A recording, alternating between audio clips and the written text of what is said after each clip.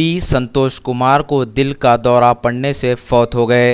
वज़ीर आला चंद्रशेखर राव के पर्सनल सेक्रेटरी के तौर पर अपनी खिदमात अंजाम दे रहे थे।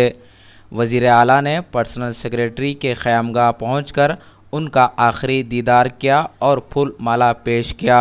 वज़ीर आला चंद्रशेखर राव ने बीवी और बच्चों को पुरसा दिया। इस मौके पर deputy chief minister Mohammad Mahmood Ali, रियासती वज़ीर हरीश राव और दीगर अरकान असम्बली भी मौजूद थे।